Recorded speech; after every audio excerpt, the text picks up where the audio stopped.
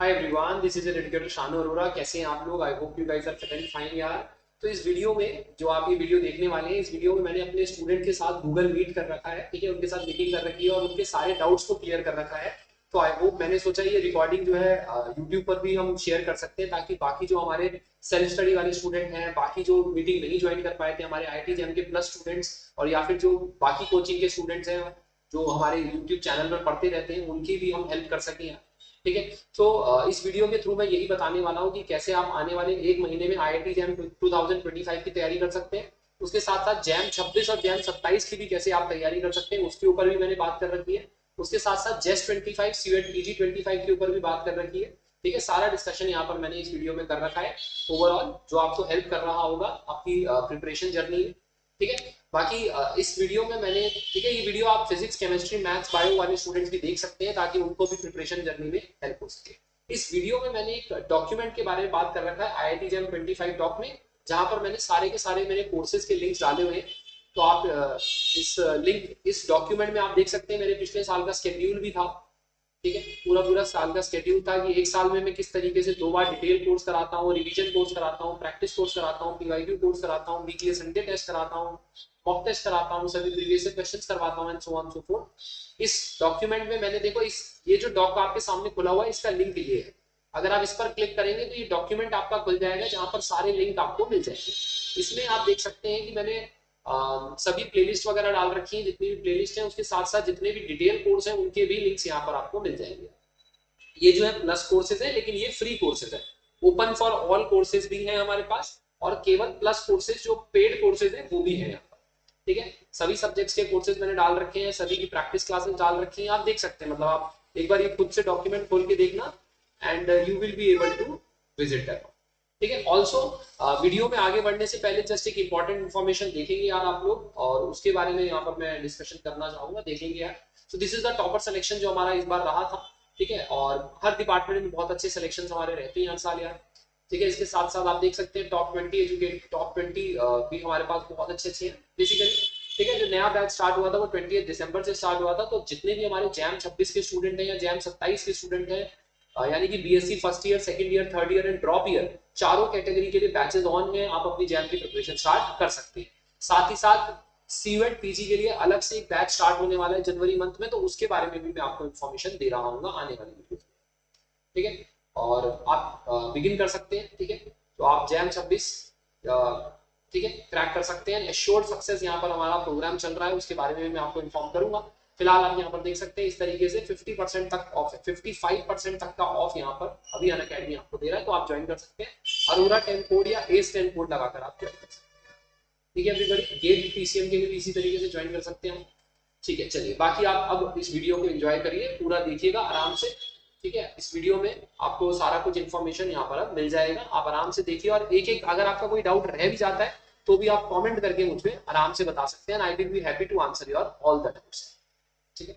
कैसे हैं आप लोग? I hope you guys are fit and fine everyone. So जैसा कि आप जानते ही हैं, this is your educator Shanu Arora, और आज हम क्या बात कर रहे होंगे यार? आज हम पूरी प्रिपरेशन से रिलेटेड, ठीक है, सारी की सारी बात कर रहे होंगे, जो भी आपके प्रिपरेशन से रिलेटेड डाउट है, ठीक है। चाहे जैम प्रिपरेशन से रिलेटेड हो, चाहे जेस्ट प्रिपरेशन से रिलेटेड हो, चाहे सीवेट पीजी से रिलेटेड हो, चाहे नेट और गेट से हो, चाहे टीआईएफआर के ऊपर हो, चाहे, ठीक है, किसी भी उसके एंट्रेंस एग्जाम के ऊपर कोई डाउट हो, साइंस करियर से रिलेटेड डाउट हो, तो उसके ऊपर बात कर रहे होंगे, ठीक है। तो मेनली यहाँ पर हम आईआईटी जैम के लिए बात तो कर ही रहे होंगे, साथ साथ बाकी सारे एंट्रेंस के ऊपर भी बात कर रहे होंगे। क्या मेरी आवाज आप तक आ रही है? एक बार जरा मुझे बता सकते हैं, ठीक है। Am I audible to you? Yes sir. Yes sir. एक बार फटाफट से बता देंगे, देन वी कैन बिगिन। हाँ जी, आवाज आ रही है मेरी आप तक? बताइए यस एवरीबॉडी। Yes sir.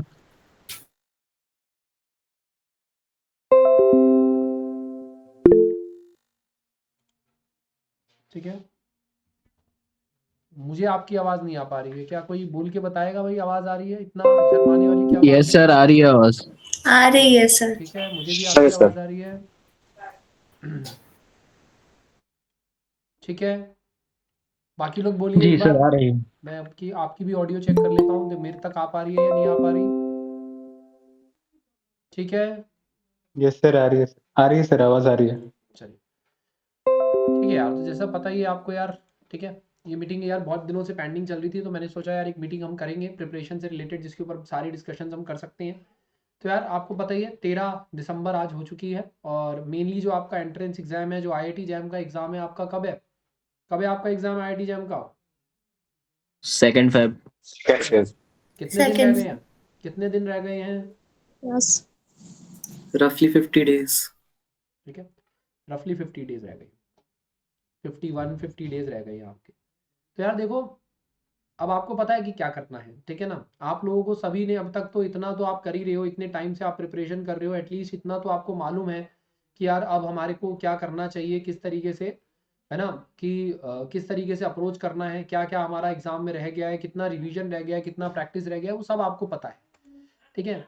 एक ओवर हम जनरल लेवल पर यहाँ पर हम बात कर रहे होंगे, फिर उसके बाद पर्सनलाइज बात करेंगे, ठीक है। मैं एक बार आपको जनरल लेवल पे बता देता हूँ कि हमें अब क्या करना चाहिए, किस तरीके से हमारा प्रिपरेशन स्ट्रैटेजी रहनी चाहिए, या क्या क्या मन में हमारी चीज़ें होनी चाहिए जिनको हम कर सकते हैं, ठीक है। पहले उसके ऊपर बात करेंगे, और उसके बाद जो है फिर आपके जो पर्सनल लेवल पर क्वेश्चन है, या आप अपने अकॉर्डिंग बता सकते हो कि सर मैंने इतना सिलेबस कर लिया, मुझे क्या करना चाहिए, कैसे कैसे, जो भी आपका डाउट हो, ठीक है, वो ले सकती हैं, ठीक है। तो यार देखो, मेनली अब 50 डेज रह गए हैं। मैंने आपको स्टार्टिंग में, जब से हमने अपना कोर्स स्टार्ट किया था जनवरी से, तब से, या जनवरी बैच वाले भी बहुत हैं, मार्च बैच वाले भी बहुत हैं, जुलाई बैच वाले बच्चे भी बहुत हैं, ठीक है। तो हमने स्टार्टिंग में बात की थी कि यार 15 दिसंबर तक जितना आपका सिलेबस हो सके, जितना भी आप नोट्स कर सको उतना करना, उसके बाद रिविजन और प्रैक्टिस के लिए इतना टाइम तो चाहिए ही चाहिए, ठीक है। कम से कम 45 डेज का टाइम तो हमें रिवीजन करने के लिए चाहिए ही चाहिए, बिकॉज एज यू नो यार, है ना, कि कितने सारे सब्जेक्ट्स हैं हमारे पास, 7 के 7 सब्जेक्ट्स हैं करने के लिए, और उनका प्रॉपर रिवीजन अगर हम हर हफ्ते भी एक करें, एक सब्जेक्ट का भी एक हफ्ते में अगर हम करते हैं, तो भी हमें 49 डेज चाहिए, है ना। 7 सब्जेक्ट्स हैं हमारे पास, तब भी 49 डेज तो एटलीस्ट हमें चाहिए रिवीजन करने के लिए अच्छे से। तो 45 डेज का हमने टारगेट रखा हुआ है, ठीक है। अब उसके साथ साथ आप ये भी जानते हैं कि यार हमारे पास, ठीक है, 7 सब्जेक्ट्स हैं, कुछ सब्जेक्ट्स जो है ज़्यादा इजी होते हैं, कुछ टफ होते हैं, जैसे कि, ठीक है, अगर मैं बात करूं थर्मोडायनेमिक्स के बारे में, इलेक्ट्रॉनिक्स के बारे में, मॉडर्न फिजिक्स के बारे में, मैथमेटिकल फिजिक्स के बारे में, ऑप्टिक्स के बारे में, तो ये कुछ सब्जेक्ट्स ऐसे हैं जो काफ़ी स्कोरिंग है, काफ़ी ईजी है, ठीक है। मैकेनिक्स और ईएमटी अपने आप में बहुत ग्रैंड सब्जेक्ट्स हैं, 2 ग्रैंड सब्जेक्ट्स को मान सकते हैं आप, ठीक है, और उनके लिए थोड़ा सा हो सकता है आपको टाइम लगे ज़्यादा, ठीक है। तो ये हर साल का ही है, हर साल उसमें टाइम लगता ही लगता है। तो यार इतनी सी बात है कि अब आपके पास जितना टाइम है, जितना रिसोर्सेज हैं, अब उसको आप अच्छे से अपना यूज़ करो, ठीक है। जितना भी टाइम आपके पास बचा है, मान लीजिए अगर आपका एक आध सब्जेक्ट कोई रहता है, तो उसको कोशिश करो 20 से 25 के आसपास निपटाने की, 25 दिसंबर से आगे कुछ भी नया नहीं करना है, ठीक है। और उसके अलावा अगर मैं बात करूँ, ठीक है, एक तो आपका ये सिस्टम हो गया कि मैंने 20-25 तक कर लिया जितना कर लेना है, उसके बाद से जो भी आपका रिवीजन है वो आपका प्रॉपर होना चाहिए, उसमें कोई डाउट नहीं होना चाहिए, ठीक है। हमने क्लास में बहुत बार ये भी डिस्कशन किया है कि यार इस समय जो फोकस होना चाहिए आपका, बिल्कुल मछली की आंख वाला होना चाहिए, कि भाई कहने का मतलब ये है कि अब अर्जुन की तरह आपको निशाना लगाना है तो बिल्कुल आंख पे लगाना है, इस समय कुछ दाएं बाएं आपको नहीं दिखना चाहिए, ठीक है। आपका सारा का सारा फोकस अपनी पढ़ाई पर होना चाहिए, इस समय तो कॉलेज पर भी इतना ध्यान नहीं होना चाहिए। कॉलेज का एग्जाम है वो बात अलग है, कॉलेज के एग्जाम है, कॉलेज के एग्जाम दो, उसके बाद फ्री होने के बाद, ठीक है, कॉलेज पर बिल्कुल भी आपका फोकस नहीं रहना चाहिए। अगर, ठीक है, जो भी आपका डाउट है, अभी मेरे को पता है 2-3 बच्चों का कॉलेज रिलेटेड भी डाउट आएगा, एग्जाम रिलेटेड, तो मैं तब गाइड कर दूँ। चलिए, बाकी अब अपने डाउट पूछ लीजिए, जो भी आपके पास डाउट है, फिर धीरे धीरे हम इसको आगे लेके जाएंगे। हाँ जी, किसी का कोई डाउट है प्रिपरेशन रिलेटेड? पूछिए, शर्माइए मत, आराम से पूछिए, रेज हैंड मत करिए, सीधे अनम्यूट करके शुरू हो जाइए। बताइए बताइए। सर मॉडर्न फिजिक्स में स्कोरिंग टॉपिक्स कौन कौन से हैं सर, जिस पर ज्यादा ग्राफ रिवीजन करें सर? मॉडर्न फिजिक्स का, यस सर, कौन कौन से टॉपिक्स ज्यादा स्कोरिंग है? देखो यार, अगर आपने अभी हमारा आपने देखा होगा प्रीवियस ईयर क्वेश्चंस चल रहे हैं, मॉडर्न फिजिक्स के ही, क्वांटम मैकेनिक्स के ही हम डेली प्रीवियस ईयर क्वेश्चंस कर रहे हैं, तो उसमें जो आप देख रहे होगे यार, टॉपिक जो ज्यादा पूछा जाता है वो जैसे न्यूक्लियर फिजिक्स का टॉपिक है, वो 2 क्वेश्चन हर साल आते हैं, 2 से 3 क्वेश्चन, केवल 4-5 क्लास का टॉपिक है, और 2-3 क्वेश्चन उसमें से आ जाते हैं, तो वो जरूर करना, वो मोस्ट स्कोरिंग हो गया। उसके अलावा लीनियर हार्मोनिक ऑसिलेटर हो गया, 1D बॉक्स हो गया, 3D लीनियर हार्मोनिक ऑसिलेटर हो गया, 3D बॉक्स हो गया, ये कुछ टॉपिक है जो बहुत बार पूछे गए हैं, ठीक है। इसके साथ साथ स्पेशल थ्योरी ऑफ रिलेटिविटी हो गया। तो अगर आप, मतलब क्वांटम मैकेनिक्स में तो इतने सारे सब्जेक्ट है भी नहीं, इतने ज़्यादा चैप्टर नहीं है, वो ऑलरेडी बहुत ही कंसाइज वे में है, लेकिन फिर भी उसमें से भी अगर आपको पिक करना है ना, तो मैं ये कहूँगा न्यूक्लियर फिजिक्स पिक कर लो एक, दूसरा 1D LHO 3D LHO 1D harmonic oscillator 3D harmonic oscillator और स्पेशल थ्योरी ऑफ रिलेटिविटी, ये 3 टॉपिक आप पिक कर लोगे तो डेफिनेटली आपको काफ़ी हद तक कंप्लीट हो जाएगा। ठीक है, और ये टफ भी नहीं है बहुत ज़्यादा, मतलब फॉर्मूला बेस्ड है, जो हमारा लीनियर हार्मोनिक ऑसिलेटर है पूरा फॉर्मूला बेस्ड है, चाहे 1 डायमेंशन हो 3 डायमेंशन हो, ठीक है, तो आराम से हो सकता है। Sir, how important is alpha, beta, and gamma decay in this, like nuclear physics? Nuclear physics में देखो यार, रेडियो एक्टिविटी का ज़्यादा जोर है। IIT जैम, अगर मैं IIT jam point of view से बताऊं तो यार ज़्यादातर जो रोल है वो किसका है, रेडियो एक्टिविटी का है, लेकिन उसके अलावा अल्फा बीटा गामा डी के जेस्ट और TIFR के लिए मैंने आपको करवाए हैं, उसमें इतना इंपॉर्टेंट नहीं, ठीक है। Okay, sir. बाकी इस पिछले साल हमारा अल्फा डीके के ऊपर एक क्वेश्चन आ गया था डिस्टेंस ऑफ क्लोजेस्ट अप्रोच का, और तो कुछ नहीं है, बाकी रेडियो एक्टिविटी है ज़्यादा आता है। तो EMT से मतलब कौन कौन टॉपिक पढ़ना अच्छा होता है? मेरा तो इलेक्ट्रोस्टैटिक, मैग्नेटोस्टैटिक और फिर पोलराइजेशन किया, मतलब बाकी का कुछ टॉपिक में बहुत सारा प्रॉब्लम आ रहा है EMT पे। पहले EMT के ऊपर बात कर लेते हैं। देखो इलेक्ट्रोमैग्नेटिक थ्योरी में यार ये सीन है कि आप देखो बहुत ब्रॉड है, लेकिन अगर आप मैग्नेटोस्टैटिक्स अच्छे से कर रहे हो, मैग्नेटोस्टैटिक्स अपने आप में 7 लेक्चर या 6 लेक्चर का टॉपिक है, ठीक है। मैग्नेटोस्टैटिक्स में से आपके 1 से 2 क्वेश्चन आ जाते हैं सिंपल, की सर्कुलर वायर में करंट दिया हुआ है, मैग्नेटिक फील्ड बताओ, ठीक है, लूप दे रखा है उसमें से बताओ, तो इसके ऊपर एक क्वेश्चन आ जाता है, 1-2 क्वेश्चन। इलेक्ट्रोमैग्नेटिक इंडक्शन को अच्छे से पढ़ लो, 2-3 क्लास का टॉपिक है वो कर लो, ठीक है। उसके अलावा मैक्सवेल इक्वेशन कर लो, तो उसमें से 1-2 क्वेश्चन आ जाते हैं। तो आप अगर इलेक्ट्रोस्टैटिक को अगर आपने पढ़ रखा है या इलेक्ट्रोस्टैटिक के सिर्फ बेसिक्स को रिवाइज कर लो, तो फिर आप मैग्नेटोस्टैटिक्स और इंडक्शन पर फोकस कर सकते हो, तो उसमें से 2-2 क्वेश्चन आप आराम से कर सकते हो एग्जाम में, ठीक है। बाकी इसके लिए यार मैं आपके लिए मोस्ट इंपॉर्टेंट टॉपिक की सीरीज लाऊंगा, कोशिश यही चल रही है कि आपके लिए यार देखो बहुत सारे एफर्ट्स लगाए जा रहे हैं। अभी आपके लिए मैकेनिक्स ही मोस्ट इंपॉर्टेंट टॉपिक चल रहा है, इलेक्ट्रॉनिक्स का चल रहा है, इसके बाद EMT का लेके आएंगे, ठीक है। ऑप्टिक्स का पिछले साल भी कराया था, इस साल भी मैं स्टार्टिंग में करा चुका हूँ। इस तरीके से जब तक आपका एग्जाम नहीं आता तब तक कोशिश करेंगे मोस्ट इंपॉर्टेंट टॉपिक्स की आपकी रिवीजन प्रैक्टिस क्लासेस चलते रहें। तो जिन बच्चों का डिटेल कोर्स रह गया वो मोस्ट इंपॉर्टेंट टॉपिक्स तो एटलीस्ट कर लें, ताकि वहां से अगर आपका क्वेश्चन बने तो बन जाए, ठीक है। Hello sir. हाँ जी, हाँ जी। Good afternoon sir.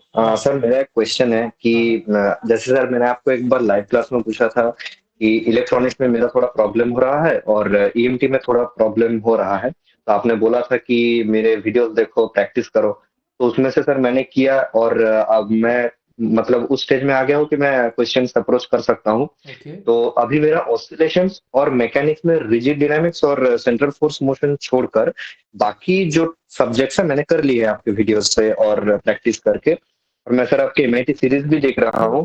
तो सर मेरा एक क्वेश्चन है कि जब मैं मॉक्स दे रहा हूँ, जस्ट पार्टली मॉक्स जो होते हैं जस्ट लाइक EMT के मॉक्स या फिर इलेक्ट्रॉनिक्स के मॉक्स, तो उसमें सर सिले मिस्टेक जो है उसको रिड्यूस कैसे करना है, क्योंकि टाइम वहां पर बाउंड होता है ना, तो उसको ख्याल में कैसे रखे कि रिड्यूस कम करें और फिर पेपर को इफेक्टिवली अप्रोच कैसे करें। देखो टाइम ना जो मैटर है ना, वो यार आपका जो टाइम मैनेजमेंट है वो मैटर करेगा जितनी आपकी एक्यूरेसी होगी, है ना। If I am not wrong, मैं थोड़ा क्वेश्चन से भटक सर गया, मैं सुन नहीं पाया ढंग से क्लोजली, थोड़ा आवाज कट गया था। तो आई थिंक क्वेश्चन यही है ना कि आपकी क्वेश्चन बन रहे हैं, सब कुछ हो रहा है, लेकिन स्पीड में आपको प्रॉब्लम है, यही है, am I ji correct? Sir, थोड़ा मतलब इफेक्टिवली अप्रोच कैसे करूं ताकि टाइम लास्ट में सेव कर सकूं रिवीजन के लिए। देखो क्वेश्चन पेपर की अगर हम बात करें, ये टाइम बचा पाना मुश्किल ही रहता है, क्योंकि 60 क्वेश्चन हैं यार, है ना। समझने वाली बात ये जी है कि सर। यार हमारे पास 180 मिनट्स हैं, 60 क्वेश्चंस हैं, तो हर एक क्वेश्चन के लिए ऑलमोस्ट 3 ही मिनट है हमारे पास, ठीक है। अब इस चीज़ पर फोकस ना कर कर कि हमारे को इस क्वेश्चन को 3 मिनट ही है, जैसा भी है, आपको बस इस चीज़ पे ध्यान देना कि इस क्वेश्चन को मैं एक बार में सही कैसे कर सकूँ, ठीक है। एक्यूरेसी पर हमें ध्यान देना है, जी ठीक है। आपने शायद देखा होगा, वीडियो भी देखा होगा, ऑल इंडिया रैंक 3 को भी मैंने यही रिकमेंड किया था कि यार आप अपनी एक्यूरेसी पर ध्यान दो, स्पीड अपने आप बेटर हो जाएगी। हमें हर एक क्वेश्चन को ऐसे जी करना सर। है कि रिवीजन करने का मौका ही ना आए, मुझे देखने का वही ना हो कि यार इसे सही किया या नहीं किया। आप आराम से उस क्वेश्चन को करिए, एक्यूरेसी मेंटेन करिए। क्योंकि देखो अगर आपके पास हम ऑन एवरेज मान के चलते हैं कि अगर 60 क्वेश्चन हैं तो आपको 50 ही बनाएंगे, 10 क्वेश्चन में डिफिकल्टी होगी ही। तो बेटर ये है कि 60 के 60 को सही करने के लिए या 60 के 60 अटेम्प्ट करने के लिए हम 10 क्वेश्चन 12 ज़्यादा क्वेश्चन गलत कर दें, उसका कोई फायदा नहीं। ठीक है, सो द पॉइंट इज हमें ये मानकर चलना है कि यार हमारे पास अगर कुछ क्वेश्चन तो हमारे पास नहीं बनने वाले वैसे भी, तो हम इतना लेके चल सकते हैं कि थोड़ा एक्स्ट्रा टाइम इस क्वेश्चन को दे सकते हैं जो हमें ऑलरेडी आता है। ठीक है, तो मैं वही कहना चाह रहा हूँ कि एक्यूरेसी पर अगर हम ध्यान देंगे कि ज़्यादा एक्यूरेट होने की कोशिश करेंगे तो स्पीड अपने आप बेटर हो जाएगी। ठीक है, और एग्जाम में भी यही करना है कि यार जो भी आपके सामने क्वेश्चन है, आपको पता है ये क्वेश्चन मैंने क्लास में कर रखा है या ये क्वेश्चन नोट्स में से आया हुआ है या क्वेश्चन इसके बारे में मैं जानता हूँ, तो आप उस पर अच्छे से फोकस करो, भले 3 के 4 मिनट लग जाए। ठीक है, अब ओके सर। एक बार आखिरी में जब आपका आंसर आ जाए तो एक बार चेक भी कर लो कि अच्छा हाँ यार ठीक है ना, सब कुछ सही है, ओके गुड। उसमें 20 सेकंड लगते हैं, क्वेश्चन के करने के बाद उसको रीचेक करने में 20 ही सेकंड लगते हैं, लेकिन दोबारा से रीचेक करने में ज़्यादा टाइम लगता है। ठीक है, आखिरी में चेक करने से अच्छा है हम उसी समय थोड़ा 10 सेकंड एक्स्ट्रा देकर उसको चेक कर लें तो बेटर रहता है। ठीक है, और मेनली यस मेरे सर। हिसाब से आप सभी को, जितना भी लोगों को यार ये डाउट है ना कि स्पीड रिलेटेड डाउट है कि सर मेरी स्पीड स्लो है, क्या मेरे को अच्छे मार्क्स आ पाएंगे नहीं आ पाएंगे, है ना, मैं तो 1 घंटे में 20-25 ही क्वेश्चन कर पाता हूँ खुद से, और ये सब जो डाउट है यार आपको ना अपनी रिवीजन पर ध्यान लगाना है। अभी जो आपको ये प्रॉब्लम हो रही है वो इसी वजह से हो रही है क्योंकि आपको शायद फॉर्मूला याद नहीं है या आपको वो रिवीजन नहीं है उतना कि आपको एकदम से फटफट चीज़ें क्लिक कर रही हैं। ठीक है, या फिर आप टाइम बाउंड चीज़ें कर नहीं रहे हो, आपको पता है आप कर सकते हो लेकिन आप जान पूछ के उसको टाइम बाउंड जब तक नहीं होगा तब तक नहीं करोगे, है ना। एग्जाम में बेटर परफॉर्मेंस ही आती है, इतना टेंशन नहीं लेने कि आप जब टेस्ट देते हो या खुद से जब आप एग्जाम हॉल में बैठते हो तो बेटर परफॉर्मेंस ही निकल के आती है। घर पे तो आप आलस करते हो या जैसा भी हो जाता है, वो नेचुरली है। ठीक है, क्या ये बात समझ में आ रही है आपको? स्पीड की चिंता नहीं है, एक्यूरेसी पे यस ध्यान सर। दो, रिवीजन पे ध्यान दो, फॉर्मूला बिल्डअप पे ध्यान दो, definitely it will work. Good afternoon, sir. Sir, I have prepared for TIFR exam also, and like my paper also went decently. I am quite comfortable with 4 of the like easy subjects, which is KTG, Modern, MP, and Electronics, and the optics part, like oscillations, I am not very comfortable. Still, the optics is quite comfortable for me to do. But whenever I give like the mock test, I am able to individual mock test like topic wise. I am able to secure 50 to 55 marks in the range of 50 to 55 marks. What should I do to push these marks? And while I am able to do the class questions, like class questions done in the class you provided in the class and the practice class questions. But when I do like material, like career endeavor material questions, some of the questions in those books are so tricky that I am not able to like figure it out what is going on with those questions. It really troubles me. देखो अगर कोई question नहीं हो रहा है ना तो उसके 2-3 कारण ही हो सकते हैं, बहुत ज़्यादा कारण तो हो नहीं सकते। एक कारण तो यही होता है कि यार हमें वो टॉपिक पता ही नहीं है। ठीक है, उस टॉपिक के बारे में नहीं पता, हमें उस कंसेप्ट के बारे में नहीं पता, है ना या कंसेप्ट ही मिसिंग है। कंसेप्ट के बारे में पता है, फॉर्मूला याद नहीं आ रहा, ये दूसरा रीज़न। ठीक है, और Yes, sir. तीसरा रीज़न ये है कि हमसे मैथमेटिक्स नहीं हो रही है। चौथा रीज़न ये है कि हम उसको खोल ही नहीं पा रहे, मतलब हमें सब कुछ आता है लेकिन हमें ऐसा लग रहा है कि यार वो होगा नहीं, तो हम उसको डर के मारे उसको सॉल्व नहीं कर रहे। क्या ये बात समझ में आ रही है? मेन 4 ही कारण रहते हैं। ठीक है, मेजर ये 4 कारण हमारे को दिखाई देते हैं। अब So आपको फिगर certain आउट करना questions है। with certain topics, what I am thinking is ki rather be with doing with those material questions, I'll just do the class question and notes question. Are those enough, or should I look for more questions of certain topics which I am not very comfortable with? See you can try to do that also, है ना, कि आप try कर सकते हैं कि यार if it is working for you then it is well and good. ठीक है, आपको And मतलब sir, ये for EMT and mechanics, what should be the ideal time for the revision? Like 1 week is enough to revise each topic, or should I give more time? Like यार it depends कि आपका कितना command है उस topic के ऊपर। हर topic के ऊपर ये हो सकता है किसी के लिए थर्मोडायनेमिक्स बहुत टफ हो यार, है ना, तो आपने कितना उसको पढ़ रखा है, कितना उसको रिवाइज कर रखा है, कितना क्लास में अटेंटिव होकर समझ रखा है, इसके ऊपर भी डिपेंड करेगा। बट मोर और लेस एमटी और मैकेनिक्स में 10-10 दिन लग जाते हैं, 7 से 10 दिन के बीच में हो जाना चाहिए, कर लेना चाहिए। मतलब मैं होने वाला कुछ नहीं होता है। अगर मैं कहूँ ना हो जाएगा तो होगा तो कुछ भी नहीं। ठीक है, वो तो आपको करना पड़ेगा, उतना एफर्ट तो आपको डालना पड़ेगा। एक second just please excuse me. you were telling that 10 days are enough to revise each. तो EMT के लिए देखो यार 10 दिन हो जाता है, 10 दिन में हो जाएगा, मतलब कर लेना है, होगा कुछ नहीं। अगर आप कहोगे ना कि यार हो जाना चाहिए, वो कुछ नहीं होता, आपको ना एफर्ट लगाना पड़ता है, एक्स्ट्रा एफर्ट नाम की चीज़ अब लगेगी। ठीक है, अब इतना समझ Yes. लो यार कि बिना एक्स्ट्रा एफर्ट के काम नहीं होने वाला है, आपके नेचुरल फ्लो से काम नहीं होने वाला है, बस इतना समझ के चलो सब जने। क्या ये बात And समझ sir, में आ any रही है? tips? Yes, sir. Sir, any tips for pushing the score beyond like 50 to 55 range in mock tests? What should we do? Like, Like I have given multiple mock tests. I am able to secure like these many marks only repeatedly. C depend करता है, आप एक बार ना मैं ये कहूँगा कि जैसे आप मॉक टेस्ट दे रहे हो तो आप उसका एनालिसिस नहीं कर रहे हो जहाँ तक है। अगर अगर आपने काफ़ी सारे मॉक टेस्ट किए हैं तो आपको एनालिसिस होना चाहिए कि यार मेरी कहाँ कमी हुई है, तो व्हाट डू यू थिंक कि आपकी क्या कमी है? Okay, sir. Thank you. नहीं नहीं, बताओ बताओ, बताओ मुझे क्या Hello, लगता है कि sir. आपकी क्या कमी है। एक second Amrit, what do you think कि आपकी Yes, क्या sir. कमी है? I am just asking. Sir ऐसी कोई कमी तो नहीं लग रही है, पर जैसे सर्टेन क्वेश्चंस एक टाइम लिमिट भी होती है, काफी चीजें भी होती है, तो कहीं पे मिस कर जाता हूँ, बट कई बार गलत भी हो जाते हैं क्वेश्चंस, तो मैं कर लेता हूँ। जैसे अगर 60 क्वेश्चंस करने हैं तो I am close to 45 questions, sometimes close to 50 questions, but still accuracy और कई चीजें कुछ ना कुछ हो ही जाता है, but the range is quite still 50 to 55 marks में ये बनते हैं कई बार। Analyse better, I would say analyse better कि ओके आप देखो ना, अगर आप टेस्ट दे रहे हो तो आपको पता होना चाहिए कि यार अगर मेरे 50 मार्क्स आ रहे हैं तो 50 मार्क्स कहाँ जा रहे हैं। चलो ठीक है, 20 मार्क्स मैंने रॉन्ग कर दिए, 20 मार्क्स का मुझे नहीं आता, 10 मार्क्स में इधर उधर हो गए। कहने का मतलब ये है कि आपको अकाउंटेबिलिटी होनी चाहिए कि यार अगर मेरे 55 मार्क्स आए तो 45 मार्क्स क्यों नहीं आए, ये भी पता होना चाहिए। 55 मार्क्स आए ये पता है आपको, ठीक है, तो आपको ये देखना है ना कि यार इन 5 क्वेश्चन का मुझे कंसेप्ट ही नहीं मालूम था, ठीक है, या इनका फॉर्मूला याद नहीं आया मुझे, या मैथमेटिक्स गलत हो गई, या फिर ठीक है मेरे को पता था सब कुछ, मैंने इसको खोला ही नहीं जानबूझ के। तो ये 4 टॉपिक्स, ये जो 4 पॉइंट बता रहा हूँ ना क्वेश्चन ना होने के, इनको भी आपको ध्यान देना है। और सभी को कह रहा हूँ, मैं किसी एक को नहीं बता रहा हूँ यहाँ पर, कि जब भी आप क्वेश्चन दो, टेस्ट सीरीज दो, जो भी दो, आप देखो कि यार क्यों नहीं हो रहा है, फिर उसको आप देखो कि यार अच्छा इस टॉपिक का फॉर्मूला याद नहीं है तो उसको फॉर्मूला याद करो। अगर आपको लग रहा है कि यार टाइम निकल जाता है, टाइम से पहले पेपर खत्म नहीं हो पाता है, तो थोड़ा आप उसको टाइम को कैसे पुश कर सकते हो, थोड़ा सा मतलब जो जो क्वेश्चन को आता है उसको थोड़ा और स्पीड अप कर सकते हो, ठीक है, और जिन क्वेश्चंस को नहीं आता है उनको आखिरी में रख सकते हो ताकि आपका टाइम वेस्ट ना हो, है ना, कि आपको जो क्वेश्चन आते थे वो तो ना छूटे। ये वाली एक कंसेप्ट को लेकर चलना है, ठीक है। Yes sir, thank you sir. Next doubt और क्या सर है? एक रिक्वेस्ट भी था। सर आपने जो वो पीडीएफ दिया है ना कि जिसमें फ्री मॉक टेस्ट वगैरह रहते हैं, तो उसमें sir part wise mock test भी आपने रखा है और फुल लेंथ मॉक टेस्ट भी शायद 5 या 6 ही रखा है। तो सर एक रिक्वेस्ट था कि उसको थोड़ा सा ज्यादा अगर और भी 10-12 मतलब ऐसे मॉक टेस्ट अगर आप रखें तो थोड़ा इजी होगा। मतलब सीईडी वगैरह या फिर दूसरे के मॉक टेस्ट जो होते हैं उसके लेवल जैम से बहुत ऊपर रहता है, तो एग्जैक्टली एनालिसिस करने में थोड़ा सा प्रॉब्लम भी हो रहा है। So that's why I am requesting to increase the number of mock test.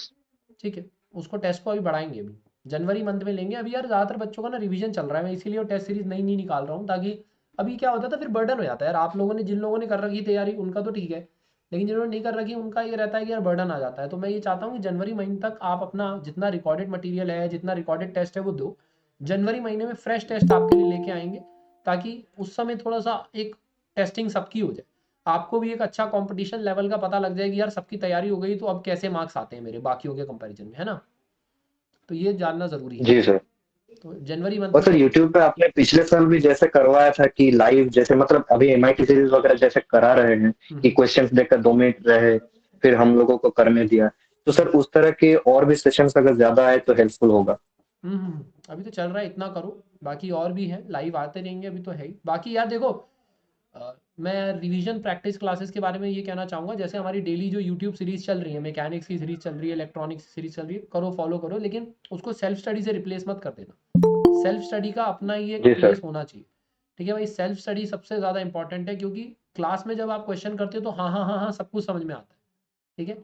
खुद से समझ में तभी आता है जब आप खुद के साथ बैठते हो, ठीक है। तो वो बहुत ज़रूरी है कि आप खुद के साथ बैठ रहे हो, खुद सेल्फ स्टडी कर रहे हो, खुद एनालिसिस कर रहे हो कि हाँ यार ये हो रहा है ये नहीं हो रहा है, ठीक है। अगर आप सेल्फ स्टडी के उसको रिप्लेस नहीं करना है, सेल्फ स्टडी खुद करनी है, वो उस पर ज़्यादा फोकस करना है, बिकॉज वो ज़्यादा इंपॉर्टेंट है कहीं ना कहीं, ठीक है। सर वन जी सर। रिक्वेस्ट सर एक वो ऑसिलेशन की प्रैक्टिस क्लासेस सर करवा दीजिए प्लीज। हाँ उसको करवाएंगे, ऑप्टिक्स की हो गई थी।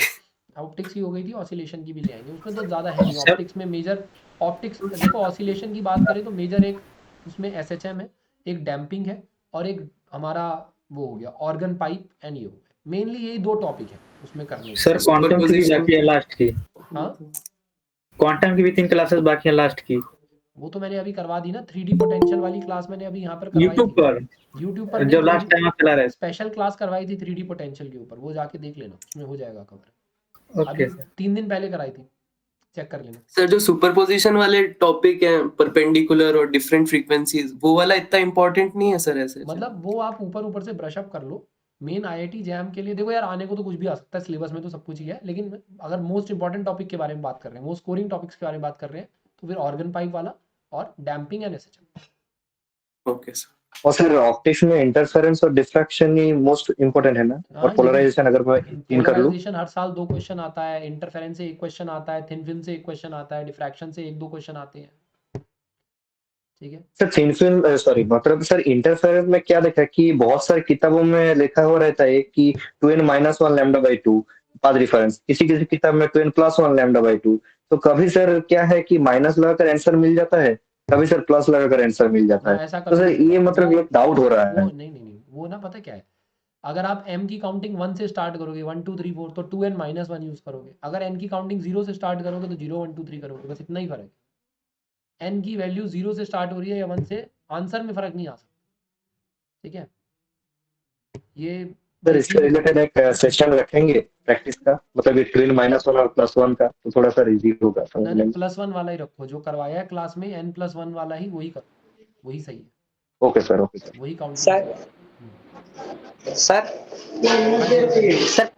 पार्टिकल फिजिक्स इम्पोर्टेंट है या नहीं, उसको समझ नहीं आ रहा है मुझे। कौन से एग्जाम के लिए? सर किसके लिए? IIT jam. पार्टिकल फिजिक्स के इम्पोर्टेंट नहीं है, वो इतना पूछा ही नहीं जाता जितना आपको न्यूक्लियर फिजिक्स पढ़ाया है। मतलब जितना आपको मैंने पढ़ाया है कि यार रेडियो एक्टिविटी पढ़ाई है IIT जैम के लिए, न्यूक्लियर फिजिक्स में रेडियो एक्टिविटी जरूरी है और बोहर मॉडल जरूरी है, बस ये 2 ही चीजें जरूरी। ठीक है, ओके सर। सर मैथ में, मैथमेटिकल में सर लास्ट की जो रेजिस्टिव थ्योरम बताए हैं वो तो इम्पोर्टेंट है जैम के लिए। रेजिड्यू थ्योरम जेस्ट एग्जाम के लिए इंपॉर्टेंट है, गेट एग्जाम के लिए इंपॉर्टेंट है। रेजिड्यू थ्योरम IIT जैम में नहीं आती।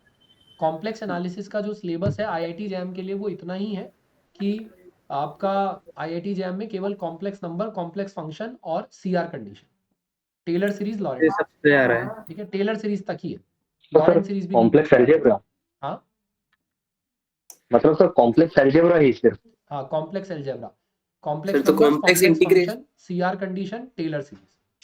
ठीक है सर कॉम्प्लेक्स इंटीग्रेशन प्रैक्टिस नहीं करें सर फिर ना, कॉम्प्लेक्स ज्यादा? इंटीग्रेशन जस्ट के लिए करें। हाँ जी, बाकी लोग बताओ यार, डाउट तो आप लोगों के, अगर डाउट नहीं है तो फिर सर रैंक 1 आनी चाहिए सबकी। अगर डाउट है तो पूछो सर यार, खुल के पूछो भाई।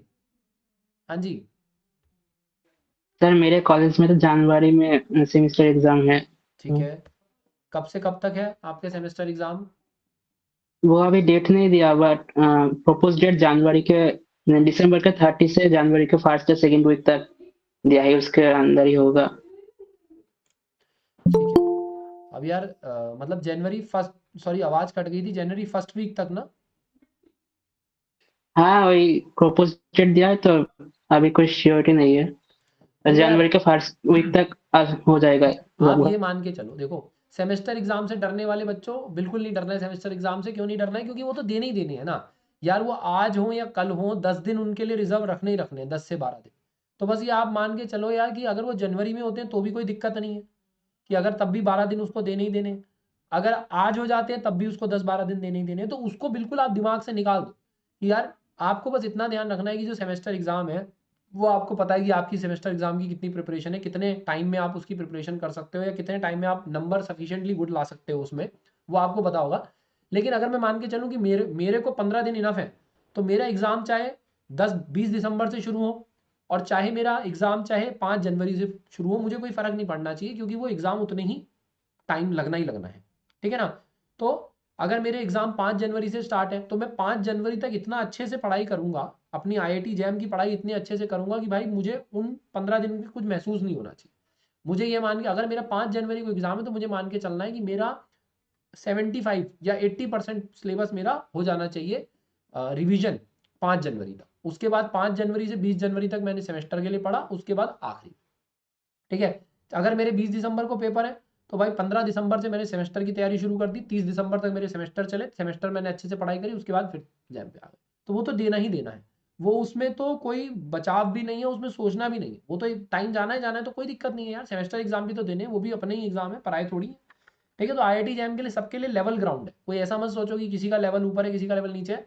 आप बस अपना बेसिक रिवीजन पकड़ कर चलो कि यार अपने को ये रिवीजन करना है। आप अपना एक प्रोग्रामिंग बना लो कि 10 से 12 घंटे पढ़ना है। आपको पता है कि आपका सेमेस्टर एग्जाम आ रहा है, आप उसके हिसाब से मैनेज करके चलो टाइम। यार सेमेस्टर एग्जाम वाले दिन में जैम के लिए नहीं पढ़ूंगा तो आज मुझे ज़्यादा मेहनत करनी है IIT जैम के लिए। क्या ये बात सबको समझ में आ रही है? क्या ये यस बात सर। सबको समझ में आ रही है कि भाई आज आपको IIT जैम के लिए ज़्यादा मेहनत करनी है, सेमेस्टर एग्जाम तो होने ही होने। बाकी किसी सर को क्या मैंने डाउट है?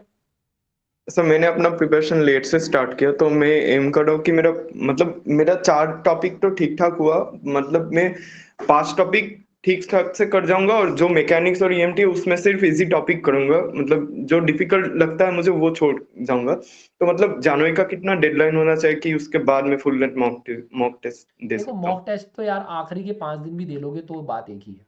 25 जनवरी, 26 जनवरी, 27, 28, 29, बस 5 मॉक टेस्ट बहुत होते हैं।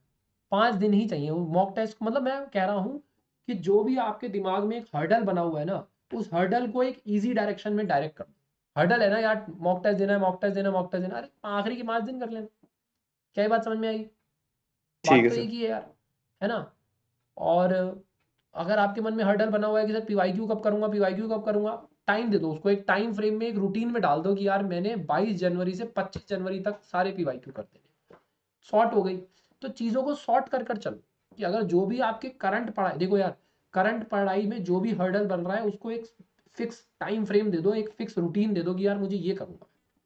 अगर आपको लगता है कि यार मुझे रोज 2 घंटे PYQ करने चाहिए तो उसको एक टाइम बांध दो कि 6 से 8 शाम को, चाहे किसी की क्लास हो या ना हो या जो भी है भाई, मुझे मेरा फोकस इस पे होना चाहिए। क्या ये बात समझ में आ रही है आपके? ठीक है सर। सर मेरा हेलो सर। हाँ जी बताइए। सर अब तो मेरा रिवीजन चल रही है, तो रिवीजन के बाद ना क्या होती है कि एक PYQ और जाना अनजाना क्वेश्चन जब नहीं होते ना, वो बहुत टेंशन की बात हो जाती है। तो क्या करूं, देखो समझ नहीं पाता। समझने वाली बात तो यही है ना कि विराट कोहली भी हर मैच नहीं जीत पा रहा है। ऐसा नहीं है कि विराट कोहली को खेलना नहीं आता है। वर्ल्ड कप हार गए ना, हारे या नहीं हारे वर्ल्ड कप, क्यों हार गए?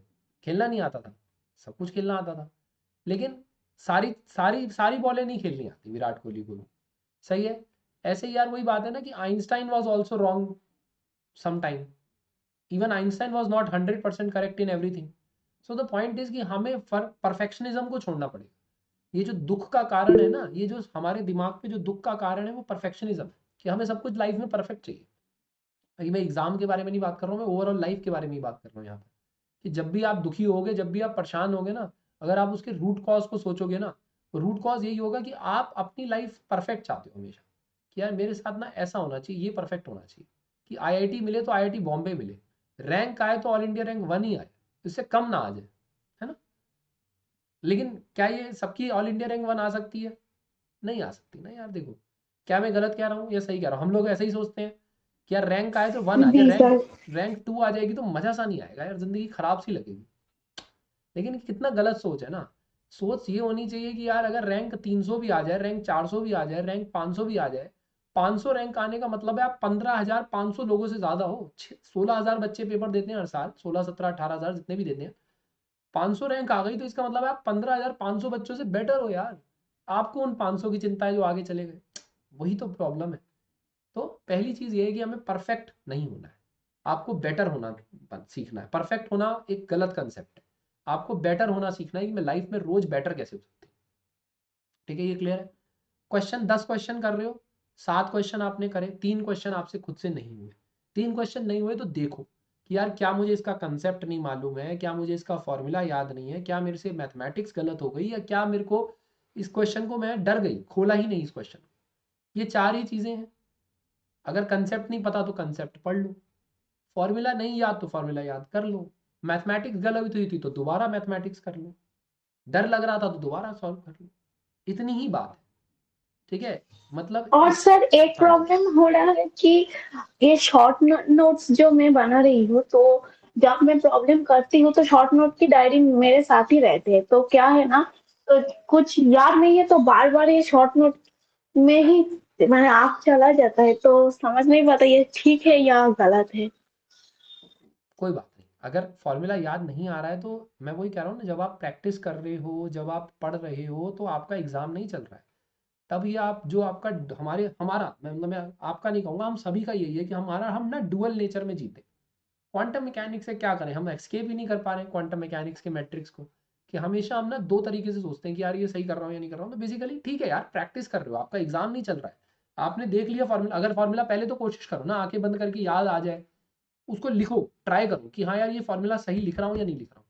लिख लिया, सही लिखा तो भी ठीक, नहीं लिखा तो देख लो, कोई बात नहीं, ठीक है। लेकिन मानसिकता यही होनी चाहिए कि कॉपी दूर होनी चाहिए थोड़ी सी, ताकि आप पहले जब क्वेश्चन अटेम्प्ट करो तो उसे ट्राई करो, नहीं तो देख लो, ऐसे वाला मानसिकता थोड़ी बेटर रहती है।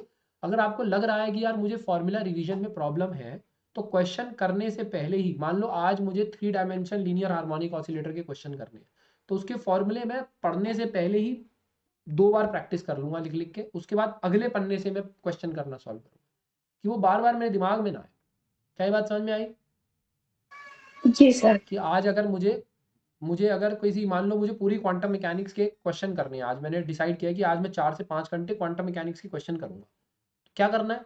कुछ नहीं करना है यार, पहले क्वांटम मैकेनिक्स के 30 मिनट जो है आप क्वांटम मैकेनिक्स की फॉर्मूला रिवीजन में लगाइए, उसके बाद 4.5 घंटे क्वेश्चन करिए, ठीक है। किसी होशियार व्यक्ति ने यही कहा है कि अगर मुझे पेड़ काटने का काम दिया जाए 5 घंटे में, अगर मुझे पेड़ काटना है तो मैं 4 घंटे अपनी कुल्हाड़ी को शार्प करने में लगाऊंगा, ताकि वो पेड़ 15 मिनट में ही कट जाए। अगर खुट्टल है ना, आप अगर ब्लंट पहाड़ी से उसे कुल्हाड़ी से अगर आप पेड़ काटोगे तो वो बहुत टाइम लग जाएगा। बेटर यही है कि अगर आप क्वेश्चन करने जा रहे हो, आपको 5 घंटे क्वेश्चन करने हैं, तो आप आधा घंटा, पौना घंटा, 1 घंटा लगा के फॉर्मूला रिवाइज कर लो एक बार, ताकि 4 घंटा इफेक्टिव प्रॉब्लम सॉल्विंग हो सके। क्लियर है सबको? Yes sir, thank you. ठीक है, यही चीज मैं मॉक टेस्ट के बारे में भी आपको बार बार कहता हूँ कि यार मॉक टेस्ट हमेशा रिवाइज करके देना, उससे कॉन्फिडेंस बूस्ट होगा, नहीं तो कॉन्फिडेंस लो हो जाएगा अगर आप बिना रिवीजन के दोगे तो। हाँ जी बताइए। Hello sir. Hello sir. बताओ, एक जरा बताओ। सर अभी बहुत सारी एंट्रेंस एग्जाम एक के बाद एक आ रही है, जैसे जनवरी में आईनेट भी है आयुका की, फिर जैम हो गई, और जोश जोश में गेट का भी फॉर्म भर दिया था तो वो भी है, उसके बाद जेस्ट भी है, तो ये थोड़ा ओवरवेलमिंग लगता है कि इसका भी रिवीजन करना है, उसका भी लिए पढ़ना है, अभी भी एग्जाम आ रही है, तो इसको कैसे ओवरकम करें? मुझे एक बात बताओ कि आईनेट की फिजिक्स और जैम की फिजिक्स में कोई फर्क है? सर आईनेट का तो पता ही नहीं है कि कैसा पेपर होता है, सीनियर्स भी बता रहे हैं। ठीक है, जेस्ट का और जैम के लिए कुछ अलग से तो नहीं पढ़ना, गेट और जैम नहीं। के लिए आपको अलग से नहीं पढ़ना। अगर होना है तो आईआईटी जैम के नोट से ही हो जाना है। अगर आपने जैम की, अगर आपको फिजिक्स के फंडामेंटल्स अगर जैम से आ गए हैं तो फिर बाकियों से भी हो जाएंगे। तो ये जो हमारा ओवर थिंकिंग वाली जो पार्ट है ना, कि यार हर एक मतलब समझ गया मैं, ओवरवेलमिंग हो जाता है, this is very very true, कि ये दिमाग पे चढ़ जाता है, बहुत सारी चीज़ें हैं जो हमें अलग अलग लेवल पर सोचनी पड़ती हैं, ठीक है। लेकिन मेन यही है कि आपकी, मैंने कहा ना कि यार चिड़िया की आंख वाला फोकस होना चाहिए। फिलहाल आपका आईआईटी जैम पर फोकस होना चाहिए जो मेन एग्जाम है, ठीक है। अगर आपका मेन एग्जाम जेस्ट है, इंटीग्रेटेड पीएचडी, तो उस पर मेन फोकस है बस, बाकी सब चीज़ें अपने आप होती जाएंगी। अगर आपका, देखो मैं, मेरे बात समझो कि अगर आपका आईनेट में हो गया, ठीक है, लेकिन जैम में नहीं हुआ, दिक्कत तो आपको लगेगी ना कि यार मेरा जैम में नहीं हुआ। तो मेन जो हाँ आपका, सर। किसी इंसान का देखो एक प्रायोरिटी होती है कि यार ये चाहिए मुझे, बाकी हो या ना। तो ये थोड़ा सा ना फास्ट ट्रैक हाईवेज वाला ट्रैक पकड़ना पड़ेगा कि यार मुझे एक चीज चाहिए। 4 नाव पे चढ़ने वाला कभी मंजिल तक नहीं पहुंचेगा, सही है ना, एक को जरूर पकड़ के चलेंगे। सर मेन फोकस तो जैम ही है सर। हाँ, तो बस मेन जैम की चिंता रखो। Give me a minute just.